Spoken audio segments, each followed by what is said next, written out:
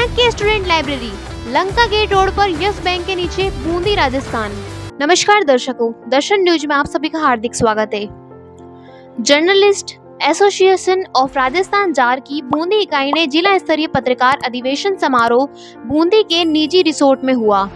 आयोजित कार्यक्रम के मुख्य अतिथि पीपलदा विधायक रामनारायण मीणा, अध्यक्षता पूर्व वित्त राज्य मंत्री हरिमोहन शर्मा, पूर्व विधायक सीएल प्रेमी, journalist association of Rajasthan jar के राष्ट्रीय अध्यक्ष रास बिहारी, प्रदेश अध्यक्ष राकेश कुमार शर्मा, नगर परिषद बूंदी सभापति मधु नुवाल अन्य मंचासीन रहे।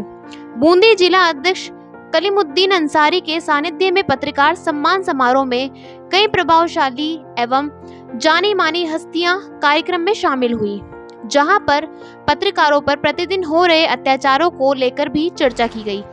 पत्रकार संगठन को किस तरीके से एक साथ आगे लेकर बढ़ाया जा सकता है, उसके बारे में भी चर्चा की गई। कार्यक्रम के दौरान जार के राष्ट्रीय अध्यक्ष रास बिहारी ने बताया कि राजस्थान से प्रदेश अध्यक्ष राकेश शर्मा ही है। इनके अलावा जार से कोई दूसरा प्रदेश अध्यक्ष नहीं है और बूंदी से जो हमने जार जिला अध्यक्ष बनाया है वह कलीमुद्दीन अंसारी है, जो आज का सम्मान समारोह कार्यक्रम जिनके सानिध्य में आज यहाँ आपकी मौजूदगी में हुआ है। कार्यक्रम के दौरान सभी अतिथियों का माला पहनाकर व स्मृति चिन्ह देकर स्वागत सत्कार किया गया। उसके बाद में बूंदी जिला एवं अन्य जिले से पधारे सभी पत्रकारों को स्मृति चिन्ह भेंट करके स्वागत सत्कार किया गया। तो इसी तरह नई नई अपडेट्स व जानकारी जानने के लिए देखते रहिए हमारे साथ दर्शन न्यूज, जो है आप सबका अपना विश्वास। व चैनल को लाइक, शेयर व सब्सक्राइब करना ना भूलें। आमंत्रित करता हूं श्री हरीश जी आचार्य साहब को, जो पधारे और आमंत्रित हैं, पधारे मार्केट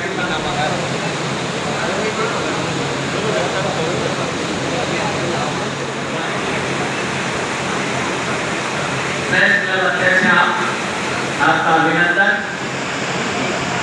मोहम्मद अय्याज साहब, आपसे निवेदन है कि आप पधारें। प्रदेश अध्यक्ष महोदय का कुलदीप जी साहू साहब, कुलदीप सलीम भाई, शिवराज जी राठौर साहब, सभापति महोदय का कुछ भेंट करके अभिनंदन करें। आमंत्रित करता हूँ नारायण जी मनोहर साहब को, क्या पधारें और हमारे प्रदेश अध्यक्ष महोदय गोटल से हमारे बीच पधारे। अनुराग जी गोटल साहब को, अनुराग जी माल्यार्पण कर अभिनंदन करें।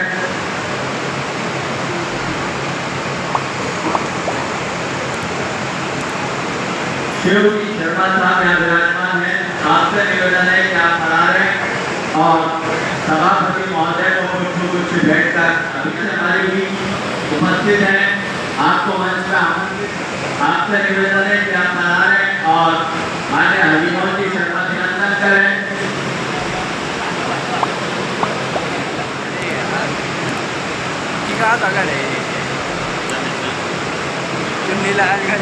के पद पर रास बिहारी जी प्रदेश राष्ट्रीय अध्यक्ष महोदय का साथ निभा रही है।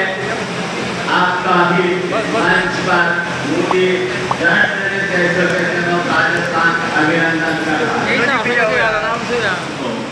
नहीं बुला पाए हैं, आपसे निवेदन है कि आप हमारे अतिथियों के अभिनंदन है तो आमंत्रित हैं। यदि कोई हमारा साथी है, आपसे निवेदन है। आइए, आज का जो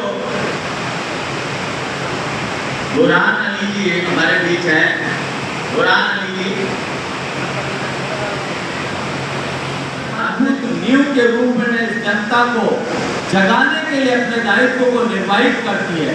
पूरी निष्पक्षता के साथ, निडरता के साथ, सत्य के साथ हमेशा खड़े होते हुए यथार्थ के आधार पर धरातल पर अपने दायित्व को पूरा करने का कार्य जिसके द्वारा किया जाता है वो सच्ची पत्रकारिता है और जिसे कहा जाता है लोकतंत्र के चौथे स्तंभ के रूप में जाना जाता है। आज उस पत्रकारिता का अधिवेशन है, उस पत्रकार समारोह का अधिवेशन है और साथ में आपने महत्वपूर्ण कार्य और जोड़ा है।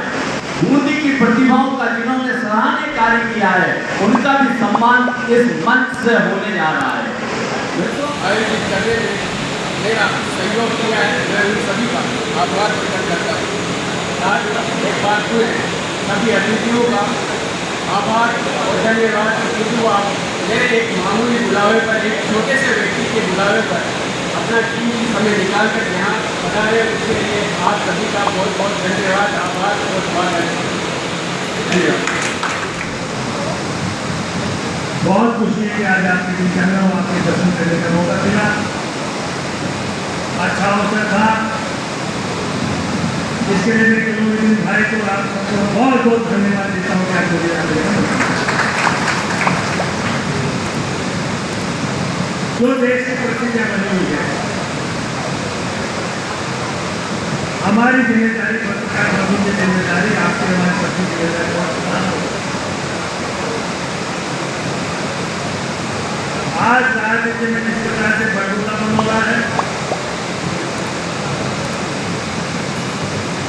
मैं कहता हूं मैं गोरक्षक हूं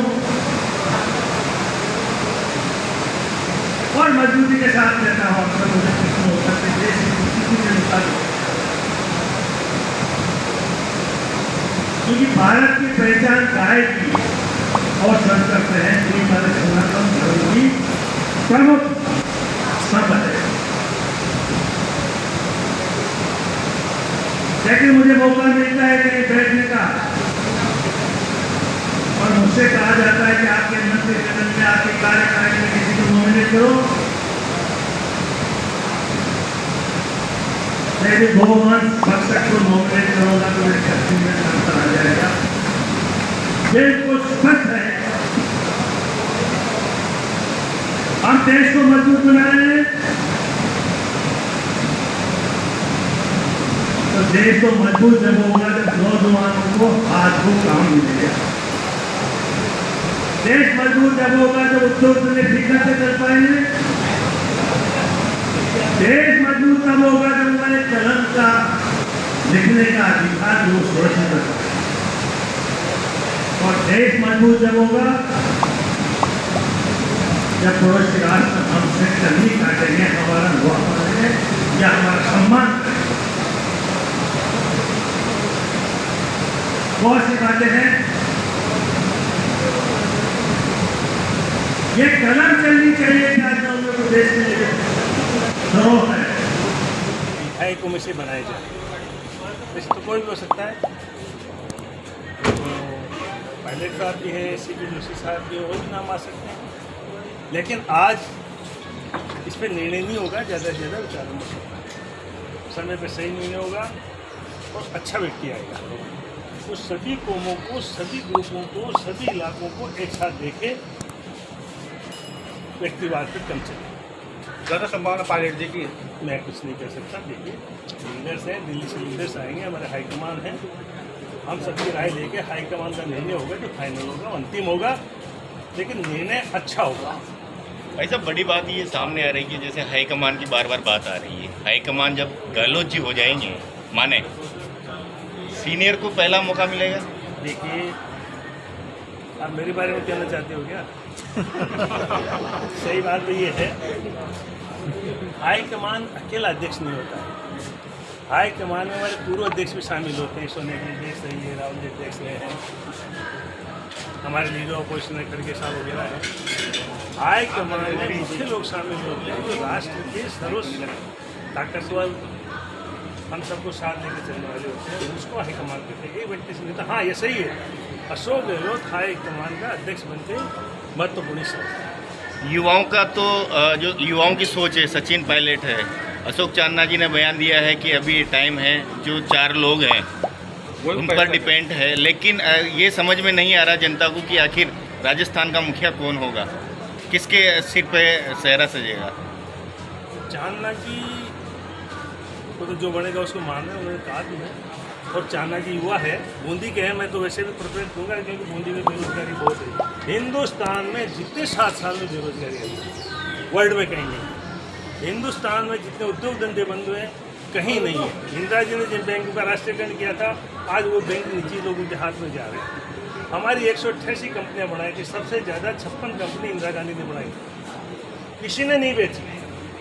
33 कंपनी बिकी है, 7 अटल जी ने बेची है, 3 मनमोहन सिंह के टाइम की, 23 कंपनी अकेले हमारे वर्तमान प्रधानमंत्री ने बेची। इससे देश की स्थिति कमज़ोर हो रही है। उनको बेच के पैसा कमा के राष्ट्र चलाना, तो फिर पैसा कहाँ जा रहा है?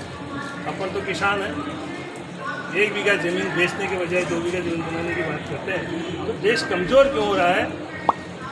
और आज राष्ट्राध्यक्ष अशोक गहलोत इसलिए बनने जा रहे हैं कि राहुल जी के बाद में अशोक गहलोत एक आदमी है जो इन बातों को मुख्य रूप से कहता है, देश के हित में बात करता है, बेरोजगार के हित में बात करता है और उद्योग धंधों को पुनर्चलन के लिए बात करता है। भाई साहब, लास्ट सवाल, 13 महीने बाद चुनाव है, राष्ट्रीय अध्यक्ष अहम रहेगा या सीएम अहम रहेगा?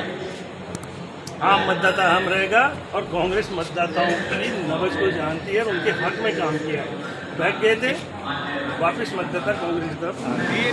इन 4 साल के दौरान जो हमारी यूनियन ने जो कार्य किए हैं उनका थोड़ा आपको बताना भी चाहता हूँ।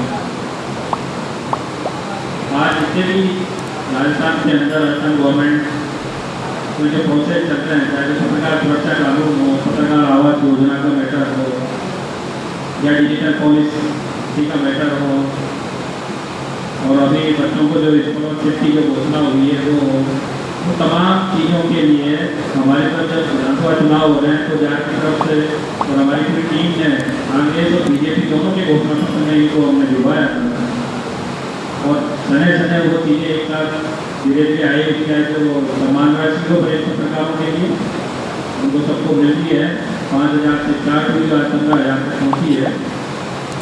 इसी तरह डिजिटल पॉलिसी का हो गया, पत्रकार सुरक्षा कानून का ड्राफ्ट तैयार है। ये जो सदन आएगा उसमें ये प्रोसेस भी पूरा हो जाएगा एक्सप्लॉयटेशन एक्ट के साथ। एक जो सबसे साथी हैं सोशल मीडिया पर है, डिजिटल पर है, उनके लिए एक विज्ञापन पॉलिसी वगैरह के लिए, इसके लिए भी हम कभी चलती है राजस्थान पत्रिका के बाद में जो उसका अखबार है वो जनगणना किया है, चाहे जो अनुप्रेरणा उत्तर मीडिया डायरेक्टर हो उनके टाइम की पॉलिसी का अब जाके ये पॉलिसी बनी है, नियम भी तैयार है, जल्द से जल्द उसकी वो घोषणा भी हो जाएगी। उसको सभी को लाभ मिलेगा उस योजना से, खासकर जो अपने डिजिटल वाली जो भाई एक जो कलमी जी 2-4 दिन से जो कार्यक्रम कर रहे थे उसके लिए भी कहना चाहता हूँ कि हमारे भी पत्रकार को क्या कहें, मुझे तो लगा नहीं कि वो पत्रकार परेशान कर रहे थे, कुछ लिख रहे थे। मैंने उनको काफ़ी आइटम भी दिए हैं, मुझे ज्ञान क्या है उनको लेटर को कर लिया था, लेकिन उनको बता देना 29 तारीख को मीटिंग है पत्रकार समस्या समाधान समिति में, उसमें बिहार का इकलौता पत्र भी राकेश शर्मा है, दूसरा और कोई नहीं। राजस्थान सरकार राकेश शर्मा को मानती है, प्रदेश अध्यक्ष भी और भी, और ये ही हर कमेटी के अंदर जो हमारी मिलार है उसी के मेम्बर उसी में मेम्बर थे, चाहे तो अनुराग हर्ष हो, मेरी भास्कर हो, यहाँ के रोदा जी हो, आपके बीकानेर से अनुराग जी होएंगे और विवेक वैष्णव हो, तो तमाम संस्थाओं का मेम्बर और बढ़िया जो कमेटियाँ उनमें वो मेम्बर बने हुए हैं। तो ये जो लोग जितने भी हैं हमारे कहते रहते हैं किताब ये हैं वो हैं, और कभी किसी फोटो के साथ कहते हैं कि आप ये इसके साथ बैठा हूँ, ये कहता हूँ। आप मेरी फेसबुक पर जाना है, मेरे किसी भी स्टेटस पर जाना, मेरी रोज़ एक खबर मिलेगी वहाँ। अगर आप जर्नलिस्ट हो तो हमें खबर तो डालो, ये नेता के साथ फोटो डाल दी और डाल दी, उनसे पत्रकार शामिल नहीं हो सकता। पत्रकार तो वही है जो रोज़ खबर बांटेगा, खबर चलाएगा और पत्रकार हितों के लिए संघर्ष करेगा, उनके मुद्दों को सरकार और प्रशासन तक पहुँचाएगा, उनको पूरा करेगा। बाकी ये देखे कि मैं सोशल मीडिया पर चला दूँ वो चला दूँ, वो कुछ नहीं। और इन ऐसे लोगों से आपको सबको सावधान होने की जरूरत है, क्योंकि ये तो अपना फ़ायदा देखते हैं, उनको पत्रकारों से और इनके फ़ायदे के लिए कोई मतलब नहीं होता। जो श्रमजीवी होगा, वर्किंग जर्नलिस्ट होगा, वही अपने मुद्दे समझ सकता है, ना कि कोई बड़ी सेवा यूनियन का अध्यक्ष हो जो कोटा में रहा हुआ है, गजेंद्र में रहता। मैं बूंदी के सभी पत्रकार साथियों को करता है, फिर कांटों पर हाथ पकड़ता है, फिर कांटों पर चलता है और लोहे के जने चढ़ाकर अपना गुजारा करता है। सबसे बड़ी गंभीर स्थिति है कि पत्रकारों के आर्थिक उत्थान के लिए ऐसी कोई योजना सरकार नहीं लाती है जिससे लोग यहाँ ईमानदारी से काम कर सके, गुजारा कर सके। कार्यपालिका, न्यायपालिका, विधायिका, लोकतंत्र को चौथा स्तंभ कहा जाता है, लेकिन ये संविधान के प्रकट अधिकार के तहत नहीं है। ये जनता के बीच पत्रकारों की कलम के विश्वास के कारण लोकतंत्र का चौथा स्तंभ बना हुआ है। लेकिन वर्तमान में चारों स्तंभ के बीच में एक मजबूत स्तंभ खड़ा हो गया है, जो चारों स्तंभ बनाने के बाद भी लोकतंत्र को बरकरार रखे हुए हैं। वो स्तंभ भ्रष्टाचार। अगर कोई पत्रकार भ्रष्टाचार उजागर करेगा, जनहित की बात करेगा, शासन और प्रशासन से प्रश्न पूछेगा और जनता की आवाज को उठाएगा, तो षड्यंत्र ये होंगे कि उसका बात कैसे बंद हो, उसका गला कैसे खोला जाए, उसको कैसे रोका जाए और हर प्रकार के पत्रकार को प्रताड़ित करने का प्रयास किया जाएगा। पत्रकारों की स्थिति वर्तमान में बहुत कठिन होती जा रही है। अखबार चलाना बहुत मुश्किल होता जा रहा है और तुलसीदास जी ने कहा रामचरितमानस में, निकट लिए राखिए आनंद सुखी छवाए। लेकिन अगर आपने किसी नेता की, किसी अधिकारी की, किसी प्रभावशाली व्यक्ति की अगर बुराई कर दी, उसकी आलोचना कर दी, तो निंदा छोड़ो, वो आपके पीछे पड़ जाएगा कि आपको कैसे उलझे। पत्रकारों के साथ एक समस्या और है, अगर आप पर उनका पक्ष नहीं चला तो आपके परिजनों को कैसे प्रताड़ित किया जा सकता है। ये भी है प्रदर्शन करनी चाहिए, किसी के डर से आप पत्रकारिता ना करें। मेरा तो यही निवेदन है कि आप निर्भीक हो गए, क्योंकि पत्रिका चौथा स्तंभ है संविधान में, इसलिए कोई इसी को नहीं है। आप अपनी समझते हैं, आज पत्रकार राजनीतिक दलों के प्रवक्ता के रूप में बोलते हैं, उनको समाज उद्देश्य के लिए, समाज उद्देश्य को आपकी अपेक्षा है, कुछ भी खराब करने की आवश्यकता है। मैं मानता हूँ कि आपकी नौकरी सुरक्षित नहीं है, क्योंकि आपकी नौकरी तो है और इसका कोई बॉन्ड भी नहीं है। तो एक तो ये मैं निवेदन करूँगा मंच पे बैठे लोगों से और आपके जो दिल्ली से पढ़ा रहे, जगहों से पढ़ा रहे, आपकी नौकरी सुरक्षित होनी चाहिए। जब आप अपने बच्चों का पालन ही सही नहीं कर पाएंगे तो आप पत्रकारिता कैसे करेंगे। एक छोटी सी जिंदगी में आपके परिवार का कैसे आप गुजारा करेंगे। तो इसमें सुधार होना चाहिए। वो टाइम पत्रकार की यूनियन बनी हुई है, वहाँ भी शायद बच्चों के कार्यवाही ने हर पत्रकार को लोग मकान बना के दिए,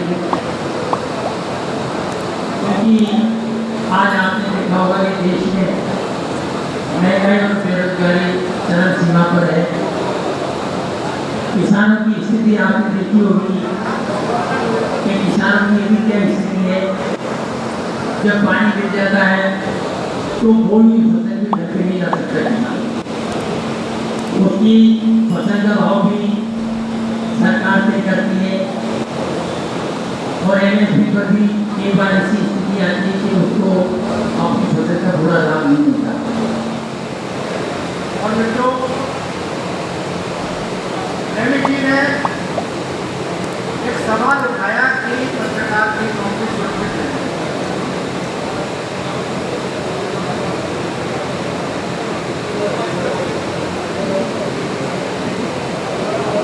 पत्रकारिता की पत्रकारिता की साख पर जो सवाल होते हैं उसके पीछे सबसे बड़ी कारण यही है कि पत्रकार की नौकरी सुरक्षित नहीं है। हर अगर कुछ काम करता है, कुछ खुलासे करता है तो बाहर सुरक्षित नहीं है। और उसका सबसे बड़ा कारण यह है कि अखबारों और चैनलों में मैनेजमेंट ने संगठन बनाने पर घोषित रूप से रोक लगा दी। आपने भी देखा होगा पिछले दिनों एक चैनल के खिलाफ कोई कार्रवाई करता है तो वो चैनल ही अपनी आवाज उठाता है। उसके साथ हमारा संगठन ने आवाज उठाई, लेकिन दूसरे अखबार या चैनल ने उसका समर्थन नहीं किया। ये हर चैनल के साथ हुआ और कोई भी सरकार हो। आज कांग्रेस की तरफ से यह आरोप लगाया जाता है कि नरेंद्र मोदी सरकार ने मीडिया पर कब्जा कर रखा है और नरेंद्र मोदी सरकार के मंत्री, भाजपा के नेता ये कहते हैं कि मीडिया को कोई सुविधा नहीं देनी है क्योंकि मीडिया विरोधियों के कहने पर लिखता है, चलता है, दिखता है। अब ऐसी स्थिति में आपने देखा होगा कि कोरोना काल में जो भी सुविधा पत्रकारों को जिस राज्य में मिल रही थी वो सब बंद कर दी। राजस्थान में पहले तो राजस्थान सरकार की सड़कें हैं जहाँ तो लगता था वहाँ पर पत्रकारों को छूट मिलती थी और वहाँ छूट नहीं है। पहले देश भर के पत्रकारों को रेल यात्रा में 50% की छूट मिलती थी तो पिछले 3 साल में बंद है और आगे कोई उम्मीद भी नहीं है। इसी तरह सरकारों ने जो आवास कई राज्यों में पत्रकारों को जो आवास की व्यवस्था मिलती थी वो भी धीरे धीरे सभी राज्यों में बंद कर दी गई। और सबसे बड़ा कारण आज हम लोग जहाँ भी जाते हैं वहाँ पर मीडिया के लोग सबसे बड़ा मजाक का कारण बनते हैं। आपने अपने घरों में भी देखा होगा, अगर आपने चैनल लगा दिया तो आपके घर में छोटा बच्चा भी उस एंकर पर यानी हमेशा नकारात्मक होती है क्योंकि हमारी छवि जो समाज में बनी है उसके बड़ा कारण मीडिया के ही लोग हैं। इस तरह से आज मीडिया का संचालन हो रहा है उसकी एक बड़ी वजह है जो भी मीडिया में आज अखबार निकालता है या चैनल चलाता है, चैनल मुनाफे में कैसे आए। आज किसी चैनल जो दावा करते हैं, बड़े बड़े अपने नारे लिखते हैं कि हम सच दिखाते हैं, ईमानदारी की बात यह है, हम सब जानते हैं कि सच दिखाने की हिम्मत अब कोई चैनल या अखबार नहीं करता। अब साल में अखबार वाले बैलेंस शीट देखते हैं कि महीने में कितना विज्ञापन आ रहा है। ये बड़ा ये संपादक की भी कामयाबी का कारण होता है। आज बड़े बड़े अखबारों में संपादक अपने संवाददाताओं के होली, दिवाली, 15 अगस्त, 26 जनवरी विज्ञापन लाने के लिए दबाव डालते हैं और जो विज्ञापन नहीं ला पाता है उसका नौकरी में टिका रहना बड़ा मुश्किल होता है। और क्योंकि अब सभी पत्रकार साथी जानते हैं कि जितने पत्रकार जिलों में काम करते हैं उनको बहुत मामूली वेतन मिलता है। आप उम्मीद कर सकते हैं कि आज भी कई जिलों में बड़े अखबार, छोटे अखबारों की तो बात ही नहीं कर रहा हूँ, बड़े अखबार वो 3,000 रुपये अपने जिला के संवाददाता को देते हैं और उससे उम्मीद करते हैं कि जब भी उसको कहा जाए तो लाखों का विज्ञापन वो अखबार को दे, चैनल को। आज किसी भी अखबार और चैनल को पत्रकारों की आवश्यकता नहीं है। आज अखबारों और चैनलों को विज्ञापन लाने वाले की जरूरत है, उनको समाचार से कोई मतलब नहीं।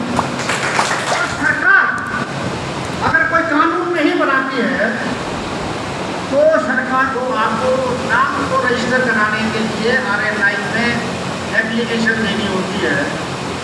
आपको विज्ञापन लेना हो अपने अखबार के लिए तो DAVP या राज्यों में जनसंपर्क विभाग है, लेकिन मीडिया में काम करने वाले लोगों की पत्रकारिता, मीडिया का काम अभिव्यक्ति की स्वतंत्रता के तहत होता है। जो आम आदमी को प्राप्त है वही पत्रकार को प्राप्त है, तो विशेष श्रेणी नहीं है। और इसलिए आप देखते होंगे कि पत्रकारों पर जितने भी हमले हुए हैं उसमें बहुत मामूली लोगों को अदालत ने सजा दी होगी, क्योंकि बहुत सारे मामलों में तो आपको पहले से ही समझौता हो जाता है, देखे हैं। और इस छोटे से जिले में बड़ी संख्या में पत्रकारों को जोड़ने के लिए राजस्थान पत्रकार संघ जनरल राजस्थान सभी जिलों में काम कर रहा है। और ख़ास तौर पे राकेश शर्मा पिछले 4 साल से अपना कामकाज छोड़कर इस तरह से पत्रकारों को एकजुट करने का काम कर रहे हैं, उनके लिए अधिकारों की लड़ाई लड़ रहे हैं। जहाँ भी पत्रकारों पर हमले होते हैं और राकेश शर्मा सबसे पहले खड़े होते हैं। जहाँ भी पत्रकारों को सुविधा दिलाने की बात होती है और राकेश शर्मा सबसे पहले खड़े होते हैं। उनके साथी सभी जिलों में उनका सहयोग कर रहे हैं। इसके लिए मैं पूरी जिला के अध्यक्ष अलीउद्दीन साहब को और उनके सभी साथियों को बहुत बहुत बधाई देता हूँ, आभार व्यक्त करता हूँ। धन्यवाद। ग्रास रूट लेवल पर किस तरीके से हम अपने दायित्व को पूरा कर रहा है, ये पत्रकार समाज अपनी जिम्मेदारी को निभाने की कोशिश कर रहा है और क्या यथार्थता है आज के युग में पत्रकारिता के क्षेत्र में, उसकी चर्चा माननीय राष्ट्रीय अध्यक्ष जी ने आपसे की। अब मंच से हम उस पायदान पर पहुंचते हैं जिनको सुनने के लिए आप भी उतने ही मुंतजिर हैं जितने हम सब। वहां तक पहुंचने से पहले मैं पत्रकारिता की एक परिभाषा चंद शब्दों में आप तक पहुंचाता हूं। चंद क्या होना चाहिए पत्रकार? चंद खनकते सिक्के मेरा मोल नहीं हो सकते। चंद खनकते सिक्के मेरा मोल नहीं हो सकते। खुद मिट जाएंगे पर शब्द हमारे बिक नहीं सकते। शब्द हमारे बिक नहीं सकते। यह हमारी परिभाषा है। आइए, मैं आज के कार्यक्रम में जिनकी अध्यक्षता में प्राप्त है माननीय हरिमोहन जी शर्मा साहब, जो सरकार के प्रतिनिधि के तौर पर हमारे बीच विराजमान है, आपसे निवेदन करूंगा कि इस अवसर पर अपना उद्बोधन उपस्थित सभी पत्रकार बंधुओं को प्रदान करें। झारखंडी की इकाई के तत्वावधान में जिला स्तरीय पत्रकार अधिवेशन एवं सम्मान समारोह में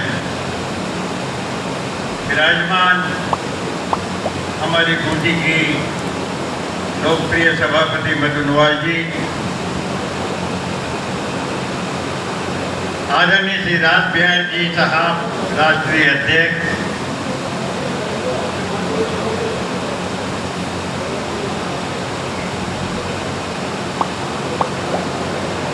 सभी मंचासीन हमारे अतिथिगण, सभी पत्रकार बंधुओं, सबसे पहले तो मैं जर्नलिस्ट एसोसिएशन ऑफ राजस्थान का इस बात के लिए आभार व्यक्त करूँ कि उन्होंने इस पत्रकार सम्मेलन के लिए बूंदी जिले के पत्रकारों को एक स्थान पर एकत्रित करने के लिए बूंदी का स्थान चयन किया। उसके लिए मैं आपका आभार व्यक्त करता हूँ और धन्यवाद देता हूँ। भाई कलीमुद्दीन जी और राजस्थान के मंत्रिमंडल का सदस्य आप लोगों के बीच में आए और संबोधन करे और आपकी बातों को करके उत्तर कर सकता है, लेकिन हम इसके लिए बेहतर रहे प्रयासों के बावजूद राजनीति स्तर पर अचानक परिवर्तन ले गई। जो राष्ट्रीय स्तर पर एक राजनीतिक स्थितियां राजस्थान में चल रही ये संभव नहीं था कि कोई मंत्री या कोई वरिष्ठ नेता इस तरह राजधानी को छोड़ करके वो अपने बीच में आता।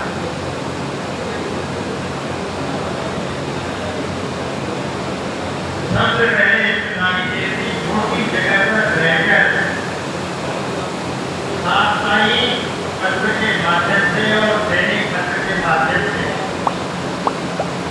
अपनी लेखनी के बलबूते पर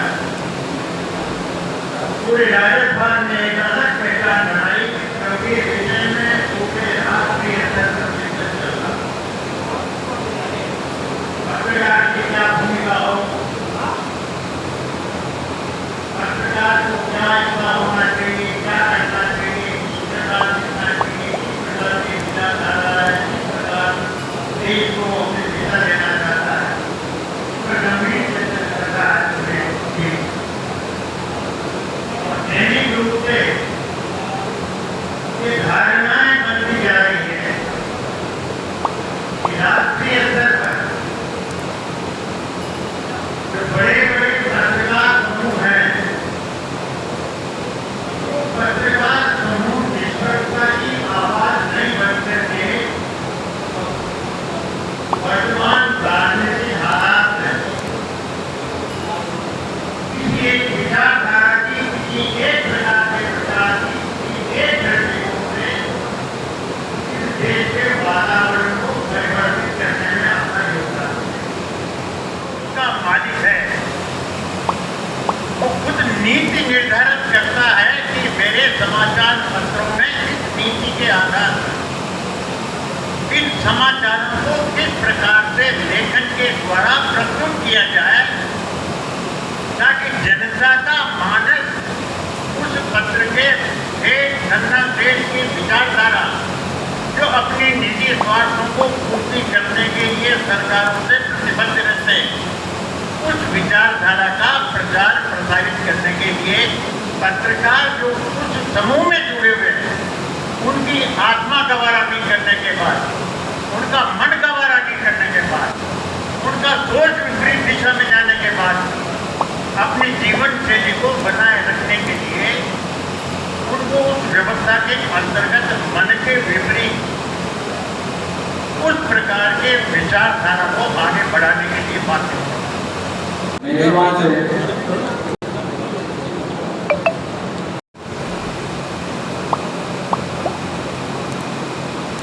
श्री मुश्ताक मोहम्मद जी कैशोर तालेड़ा।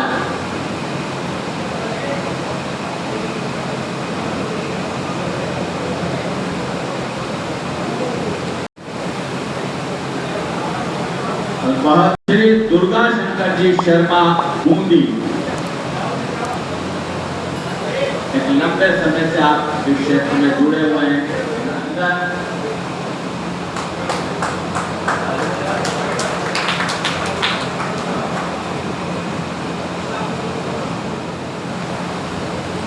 मनीष कुमार, यह आपने उत्तर भारतीय सम्मान के लिए किया है। एक बार सदन से निवेदन है कि ऐसे युवा के उत्साह के लिए ताकि आगे ये और ऊर्जा के साथ अपने कार्यों को करता रहे।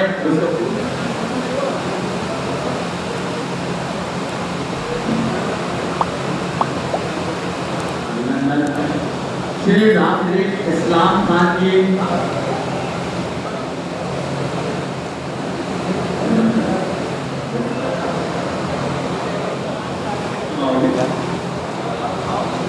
धर्मेंद्र स्वान, डॉक्टर विनय जी गौतम स्वान, आरिफ खान जी डाबी,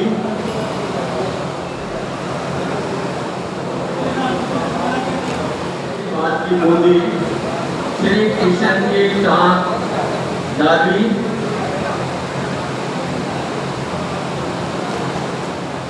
लोकेश जी शर्मा भंडेरा,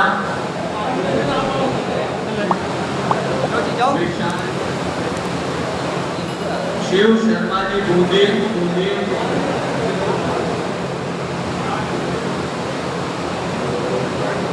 श्री धर्मराज जी मीना, नामा करवर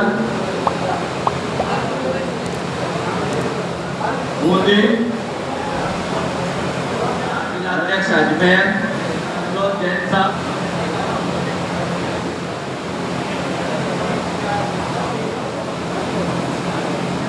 धनंजय जी शर्मा को आमंत्रित करता हूं। क्या पता नीरज सिंह जी राणावत कोटा, वरिष्ठ अभय सिंह जी राणावत बूंदी,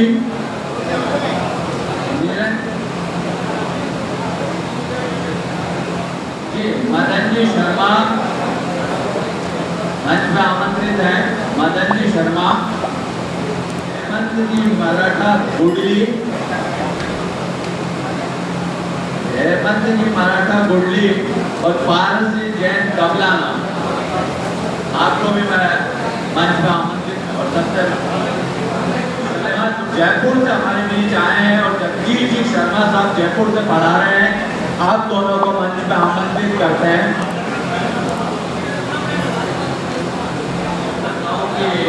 कार्यक्रम के उपरांत जब हमारे धन्यवाद ज्ञापन दिया है हमारे चुनके को, उसके उपरांत सभी महानुभाव भोजन ग्रहण करके ही यहाँ से प्रस्थान करेंगे। या आप मत लीजिए और मैं दुर्गा शंकर जी शर्मा साहब को आमंत्रित करता हूँ। अपने आमने से निकाल कर पत्रकारों को दिया है, इसके करता हूँ और अतिथियों से अपेक्षा करता हूँ तो बहुत से पत्रकारों हितों के लिए और पत्रकारों की सद्भाव बनाए रखने के लिए हम कार्य कर रहे हैं। धन्यवाद।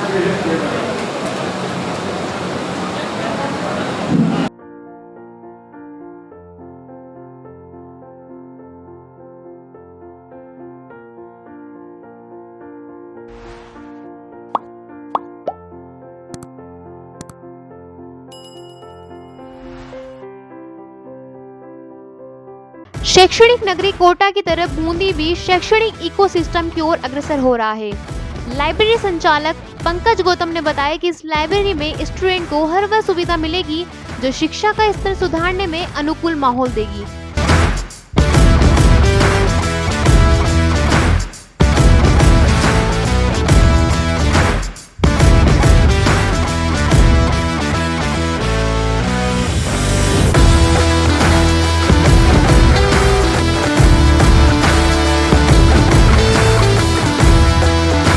Chanakya student library, Lanka gate road पर यस बैंक के नीचे, बूंदी, राजस्थान।